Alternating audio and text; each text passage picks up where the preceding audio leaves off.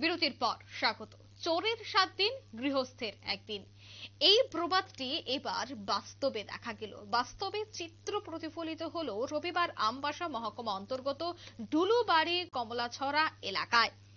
এদিন সকালে এলাকার লোকজন সন্দেহভাজন এক যুবককে আটক করে।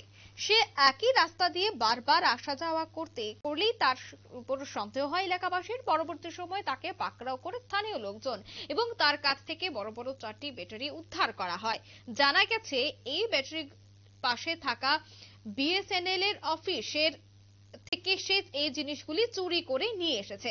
স্থানীয়রা সাথে সাথেই খবর দেয় আমবাসা থানায়। ঘটনাস্থলে ছুটে আসে আমবাসা থানার পুলিশ। পরবর্তী সময়ে ব্যাটারি সমেত ওই যুবককে আমবাসা থানায় নিয়ে যাওয়া হয়। ওই যুবকটি নেশায় আসক্ত ছিল বলে জানিয়েছেন এলাকার লোকজন। জানা যায় ওই যুবকের বাড়ি আমবাসা থানাধীন লালছড়ি এলাকায়। সে বিষয়ে সংশ্লিষ্টরা কি বলছেন শুনুন।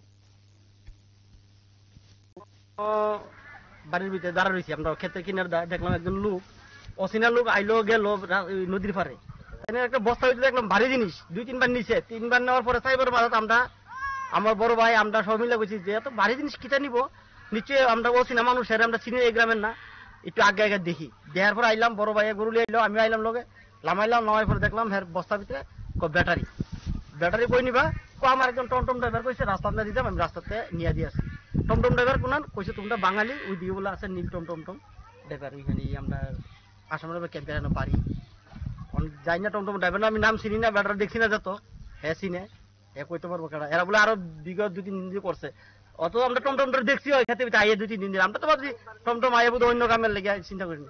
এরা বিগত আর 2-3 দিন ধরে টমটম ড্রাইভার লিয়ে চুরি করছে বুধ।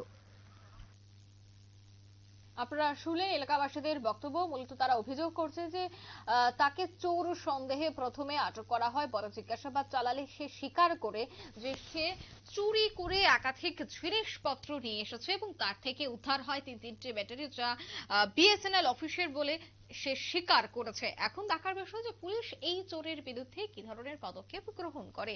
প্রতিনিয়ত যেভাবে চোরের উপদ্রব গোটা রাজ্য জুড়ে বৃদ্ধি পেয়েছে, সেক্ষেত্রে যদি পুলিশ দ্রুত কোনো ব্যবস্থা গ্রহণ না করে বা কঠোর থেকে কঠোরতর ব্যবস্থা গ্রহণ না করে, তবে আগামী দিনে কিন্তু এই ধরনের চুরির কাণ্ড প্রতিনিয়ত বৃদ্ধি পাবে। আর এই চুরির কাণ্ডের ফলে এক প্রকার কিন্তু গোটা রাজ্যবাসী আতঙ্কিত। এবং আমবাসা মহকুমা ডুলুবাড়ি এলাকায় এই চুরির কাণ্ড বা এই চোরকে কেন্দ্র করে কিন্তু রীতিমতো সাধারণ মানুষের মধ্যেও আরো আতঙ্কের সৃষ্টি হয়েছে। এই মুহূর্তে নিয়ে নিচ্ছে ছোট্ট একটি বিজ্ঞাপন বিরতি, সাথে থাকুন।